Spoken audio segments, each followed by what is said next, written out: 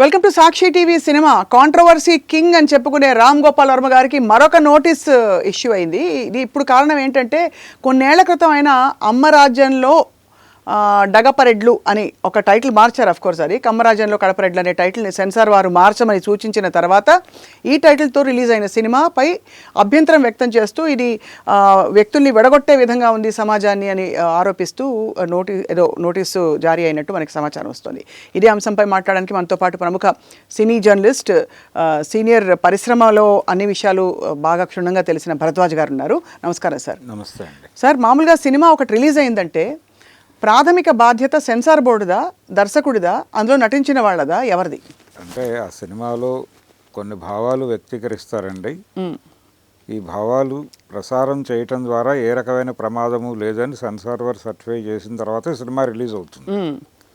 Release అయిపోయిన తర్వాత కూడా మా మనోభావాలు గాయపడ్డాయని కేసులు పెడుతున్నారు. అయితే గతంలో సామాజిక కోణంలో జరిగేవి. అవును. అంటే సెన్సార్ వాళ్ళు ఎలా వదిలేశారు ఇలాంటి దారుణాలని అని ప్రజా సమూహాలు అడిగేవి. ఇప్పుడు అలా అడగటం లేదు. ఇప్పుడు కొంతమంది వ్యక్తుల మనోభావాలు గాయపడి వాళ్ళు వెళ్ళి కేసులు పెడుతున్నారు. Private complaints. ఈ ప్రైవేట్ కంప్లైంట్స్ని చాలా సీరియస్గా పట్టించుకుని ఇమ్మీడియట్గా నోటీసులు సర్వ్ చేయటం అనేది జరుగుతోంది. అంటే దీని వెనకాల రాజకీయ ప్రయోజనము, రాజకీయ ప్రమేయం రెండూ ఉన్నాయి. అవును. ఉండటం వలనే ఇది జరుగుతోంది. రైట్. అంటే గతంలో ఇలా ప్రైవేట్ కంప్లైంట్లు ఇస్తే చాలా సందర్భాల్లో వీళ్ళు 100 సార్లు స్టేషన్కి వెడితే కానీ జరిగేవి కాదు పనులు. అవును. ఇప్పుడు వాళ్ళే వాంటెడ్గా పెట్టిస్తున్నారు. అంటే ఈ కేసులు, ఈ ప్రైవేట్ కంప్లైంట్స్ పెడుతున్న వాళ్ళు ఎవరు, వాళ్ళ పాత చరిత్ర ఏమిటి అనేది తీస్తే వాళ్ళు ఎక్కడో చోట ఏదో రాజకీయ బంధంలో ఉండి ఉంటారు ఖచ్చితంగా. ఎందుకంటే అంటే ఉన్న పళంగా లేకపోతే ఎప్పుడో అసలు రిలీజ్ అయినట్టు కూడా తెలియని సినిమా అది. అంటే కమ్మరాజ్యంలో కడపరెడ్డి పోని సూపర్ హిట్ సినిమా అందరినీ ప్రభావితం చేసేసిందా అంటే అది దాని పాటికి అది వచ్చి వెళ్ళిపోయిన సినిమా అది. అంటే ఇప్పుడు కేసులు పెడుతున్న పద్ధతి చూస్తే, ఆంధ్రప్రదేశ్లో జరుగుతున్నటువంటి కేసులు పెట్టే పద్ధతి చూస్తే మనోభావాల కేసులు మాత్రమే పెడుతున్నారు. అంటే ఒక ఏదో ఒక వినాశనం జరిగిందనో లేకపోతే మరొకటనో ఒక స్కామ్, ఈ గొడవ కాదు. అది కేవలం మనోభావాలకు సంబంధించిన కేసులు మాత్రమే పెడుతున్నారు.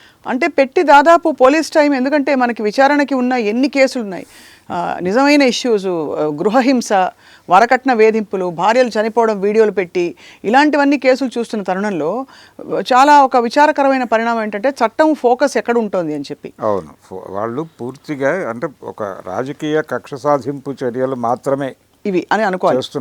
అనుకోవడం కాదండి, అదే జరుగుతుంది. కానీ అంటే దానికి కూడా ఒక తీరుతెన్ను ఉండాలి కదా. అంటే నేను అనేది ఏంటంటే ఇప్పుడు కమ్మరాజ్యంలో కడపరెడ్లు టైటిల్ బాగాలేదని సెన్సార్ వాళ్ళు చెప్పి అది అప్పుడు మార్చిన సందర్భం కూడా మనం చూసాం.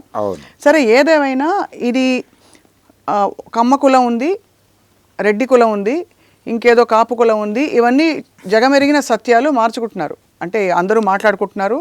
దీని గురించి ముద్రగడ్డ గారు ఉద్యమం చేశారు ఒక వర్గం గురించి. అలాగే మరికొంతమంది మనం గతంలో కూడా చెన్నకేశవరెడ్డి అని సినిమా వచ్చింది, ఇంకేదో సో అండ్ సో నరసింహనాయుడు అని సినిమా వచ్చింది. కాబట్టి మనకి కులాలు వాటి పేరు మీద వచ్చే సినిమాలు వచ్చాయి. ఫలానా రాజ్యంలో ఫలానా రెడ్లు అని పెట్టారు. ఎవరిని తిట్టినట్టు కాదు ఈ టైటిల్ పరంగా చూస్తే. రెండోది, సెన్సార్ వారు చెప్పిన తర్వాత టైటిల్ మారింది. సెన్సార్ వారు దాన్ని ఆమోదించేశారంటే అర్థం ఏంటి? ఇది జనబాహుళ్యానికి censor is unofficial board. మరి ఏ బేసిస్ మీద మనోభావాల కేసులు పెడతారు?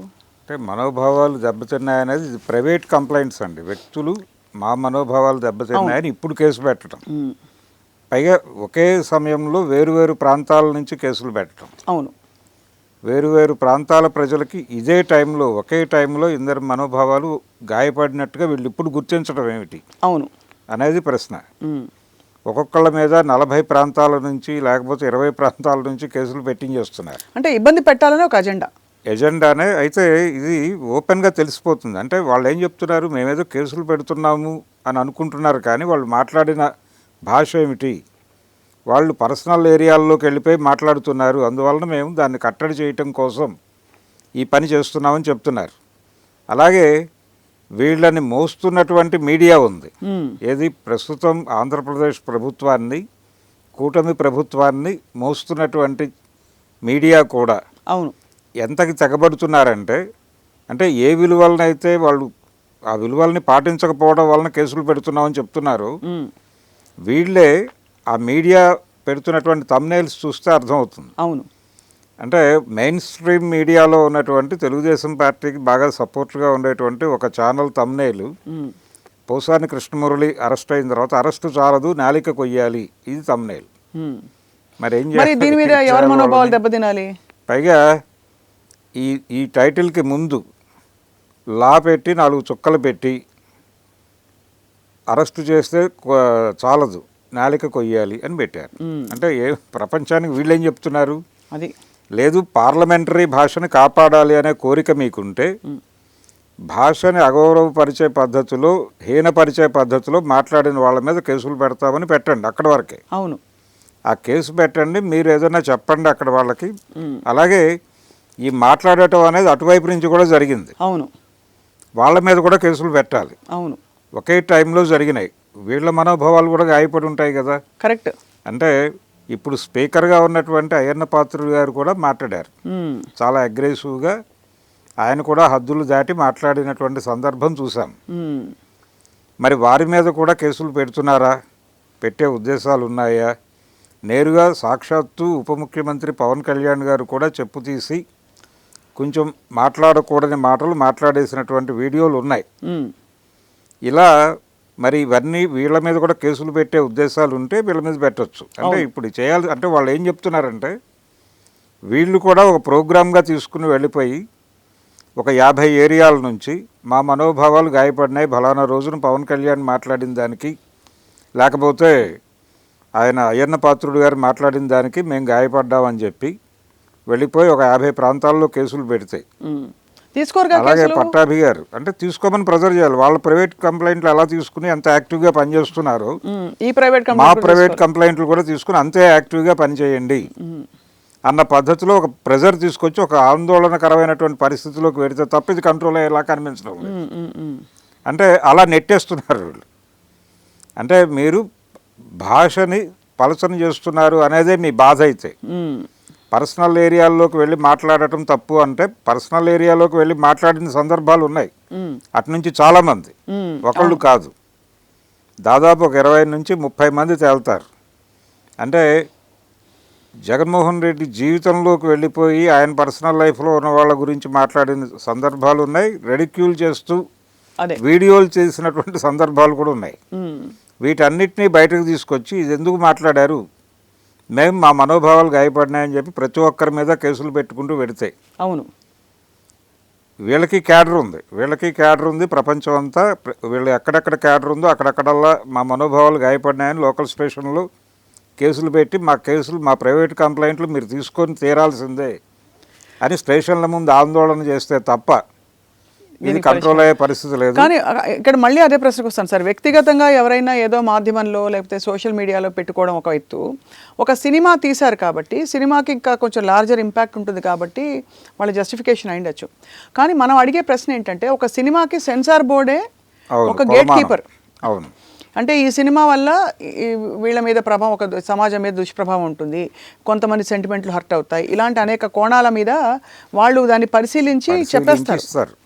కొన్ని కట్స్ చెప్తారు, ఆ కట్స్ అయిపోయిన తర్వాత సినిమా రిలీజ్ అవుతుంది. మరి అది చెప్పినప్పుడు కూడా అంటే ఆయన మార్చి వాళ్ళు ఓకే చేసి రిలీజ్ అయిన సినిమాని ఇన్నేళ్ల తర్వాత మరి సెన్సార్ బోర్డు మీద కూడా పెట్టాలి కదా. ఆ రోజు సెన్సార్ బోర్డులో వేయొచ్చండి. ఇలాంటి చరిత్ర ఒకటి ఉంది మనకి. అంటే తాతమ్మ కళ అనే సినిమా రామారావు గారు తీసినప్పుడు అది రిలీజ్ అయింది 74లో. రిలీజ్ అయినప్పుడు అది సెన్సార్లో చాలా గొడవై రిలీజ్ అయింది సినిమా. అవును, రిలీజ్ అయిన తర్వాత 50 రోజులు ఆడిన తర్వాత 50వ రోజు పోస్టర్ వేస్తున్న టైంలో ఒక కాంగ్రెస్ పార్టీకి చెందినటువంటి నాయకుడు కోర్టును ఆశ్రయించాడు. అంటే పోలీస్ స్టేషన్కి వెళ్ళి కంప్లైంట్ పెట్టలేదు, కోర్టుకి వెళ్ళి సెన్సార్ వాళ్ళు ఇచ్చిన సర్టిఫికెట్ మీద నాకు భిన్నాభిప్రాయం ఉంది, దానిలో తీసేయాల్సిన సీన్ తీసేయలేదు, దానిలో చిన్న చిన్న కట్స్ చేశారు అంతే, కానీ ఆయన చెప్పదలుచుకున్నటువంటి భావం కన్వే అవుతోంది, అది ప్రమాదకరం అని చెప్పి పిటిషన్ వేస్తే దాని మీద సెన్సార్ వాళ్ళని అడిగితే సినిమాని ఆపమన్నారు. 50 రోజుల తర్వాత ఆపారు సినిమా. ఆపి మళ్ళీ 6 నెలల తర్వాత రిలీజ్ అయింది అది. ఇప్పుడు నా మనోభావాలు దెబ్బతిన్నాయి, మీ మనోభావాలు దెబ్బతిన్నాయి అంటే ఎవరి మీద పెట్టాలి కేసు? ప్రైవేట్ కంప్లైంట్లు ఎందుకు పెడుతున్నారు అనేది నా గొడవ. అదే అదే అదే కదా. ప్రైవేట్ కంప్లైంట్లు ఎవరైనా వెళ్ళి కోర్టును ఆశ్రయిస్తే ఓకే, అది కూడా ఎప్పుడు జరగాలి, ఈ మనోభావాలు ఎప్పుడు గాయపడి ఉండాలి, వెంటనే గాయపడినప్పుడే వేగంగా కదలాలి కదా. మనోభావాలు గాయపడటం అనేది చిన్న విషయం కాదు. అవును, ఆ ఎమోషన్ని అంతకాలం సస్టైన్ చేసుకుంటే చనిపోతారు మనుషులు. కరెక్ట్. అంతకాలం ఎలా పెట్టి కూర్చున్నారు వాళ్ళు? ఎవరో చెప్తే ఇప్పుడు మనోభావాలు మేల్కొన్నాయా వాళ్ళకి? ఎవరైనా తీసుకెళ్ళి ఆ వీడియో ప్రదర్శించి చూపించారా వాళ్ళకి? ఆ ప్రదర్శించిన వాళ్ళ మోటో ఏమిటి? ఇవన్నీ కూడా వస్తాయి. కరెక్ట్, అంతే కదా. అందుకని ఇవన్నీ కూడా వాంటెడ్గా కావాలని పెడుతున్న కేసులు అనేది ప్రపంచానికి అర్థమవుతుంది. ఇప్పుడు మరి దీనికి రామ్ గోపాల్ వర్మ గారు ఎలా స్పందించే అవకాశం? అంటే ఎప్పట్లాగే ఆయన పద్ధతిలో నేను క్రియేటివ్గా సెటైర్, అంటే ఆయన ఎప్పుడు శ్రీధర్ గారి ఎగ్జాంపుల్స్ ఇస్తుంటారు. కార్టూనిస్ట్ శ్రీధర్ గారు ఎలా అయితే పొలిటికల్ సెటైర్లు వేసి వెనక నుంచి కత్తి పెట్టి ఫలానా వ్యక్తిని పెట్టి ఒక కార్టూన్ వేస్తే అది ఎంత డ్యామేజింగో, ఎందుకంటే వ్యక్తి చేతిలో కత్తి ఒక ఇది చూపిస్తున్నాం. అలాగే అనేక రకాల ఇతర పొలిటికల్ నేషనల్ దిగ్గజాల మీద కూడా కార్టూన్లు వేసిన సందర్భం ఉందండి. అంటే ఎన్టీ రామారావు గారు ఒకసారి ఒక మాట అన్నాడు, అంటే నేను కొత్తగా చెప్పక్కర్లేదు, నన్ను చూసి మీరందరూ నేర్చుకుని ఆ ప్రకారం నడుచుకోవటమే అన్నాడు. ఏది ప్రభుత్వ ఉద్యోగులు ఎన్జిఓలు సమ్మె చేసినప్పుడు దానికి శ్రీధర్ గారు కార్టూన్ వేశాడు. ఈయన లాల్చీని ప్యాంట్ లాగా తుడుగుతూ ఉంటాడు రామారావు గారు. ఆ పక్కన నుంచున్నటువంటి అటెండర్లు ఇక నుంచి మనం కూడా అలాగే వేసుకోవాలని చెప్తున్నాడు ఆయన. మనం షర్టుని ప్యాంట్ లాగాను, ప్యాంటుని షర్ట్ లాగాను ధరించాలన్నమాట అని మాట్లాడుకుంటుంటారు. అది కార్టూన్. ఇది రెడిక్యూల్ చేశారు, నా మనోభావాలు గాయపడినాయని ఆయన కోర్టుకు వెళ్తే కొన్ని వేల కేసులు పెట్టేవాడు. అందరు రాజకీయ నాయకులు. అవును, అంతే కదా. అంజయ్ గారి మీద రకరకాల జోకులు సర్క్యులేట్ అయినాయి ఆ రోజుల్లో. అవును, ఇలా అంటే ఒక క్రిటిసిజం అనేది హద్దులు మీరింది, దాన్ని కంట్రోల్ చేయాలి అనేటువంటి పవిత్ర లక్ష్యం మీకు ఉంటే అప్పుడు మీ ప్రవర్తన వేరుగా ఉంటుంది. అవును, ఇలా ఉండదు. కరెక్ట్. ఇలా ఉంది అంటేనే మీరు పద్ధతిగా లేరని అర్థం. అంతే కదా. ఇది ప్రపంచానికి అర్థమైపోయింది. మీరు అంటే ఒక ప్రెజర్ బిల్డ్ చేశారు. ఎందుకు ఉపేక్షిస్తున్నారు మీరు? అధికారంలోకి వచ్చి ఇంతకాలమైనా కానీ ప్రతీకార చర్యలు లేవని చెప్పి క్యాడర్ తల్లడిల్లిపోతోంది అని మెయిన్ స్ట్రీమ్ మీడియాలో సంపాదకీయాలు రాశారు.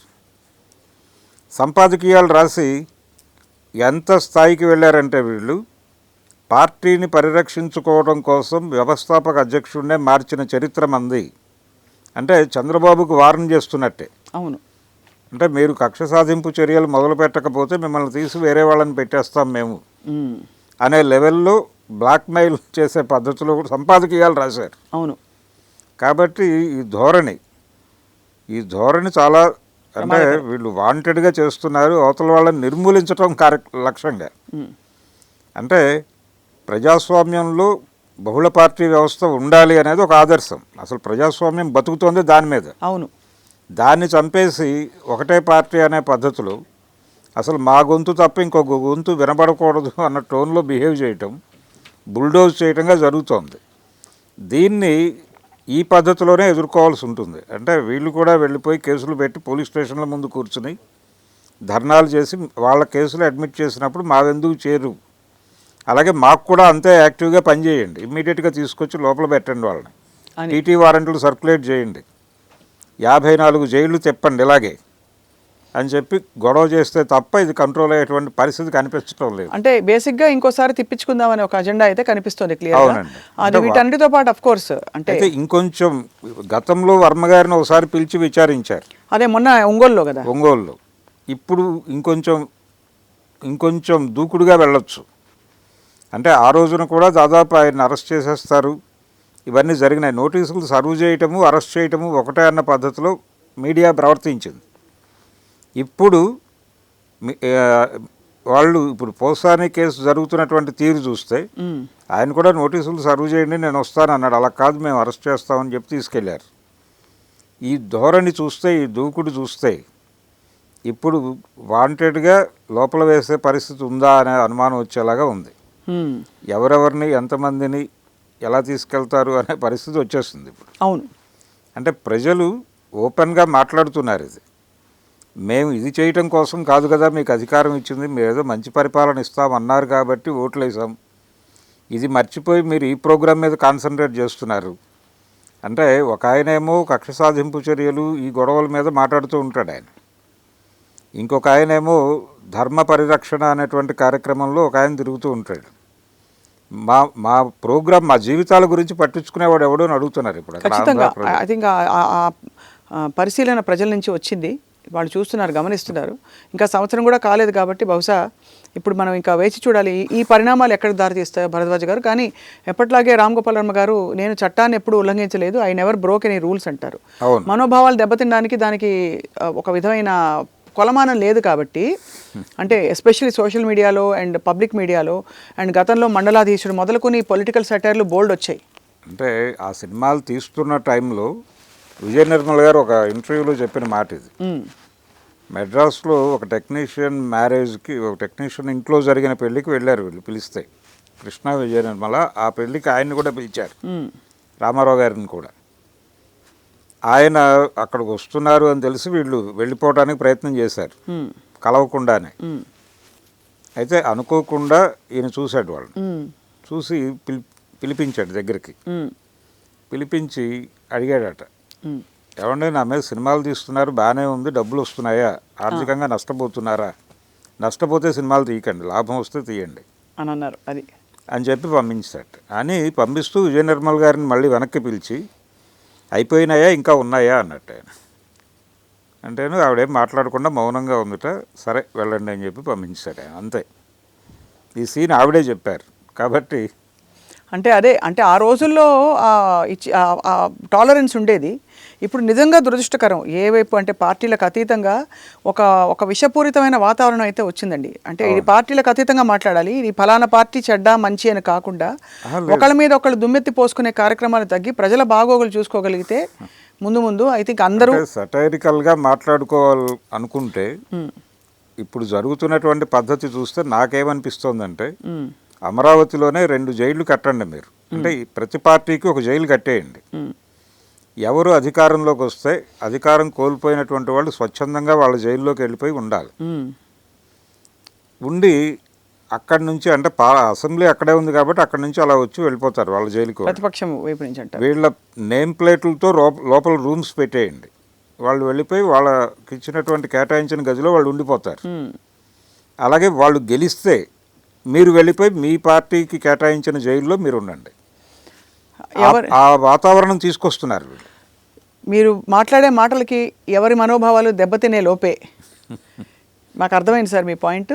తప్పకుండా ఐ థింక్ రాబోయే రోజుల్లో ఈ ట్రెండ్స్ ఎటువైపుకి దారి తీస్తాయి, నిజంగా ప్రజా సంక్షేమం గురించా లేక ఊరికే కక్ష సాధింపా, మనకి కాలమే తేల్చేస్తుంది. ధన్యవాదాలు సార్. థ్యాంక్ యూ అండి.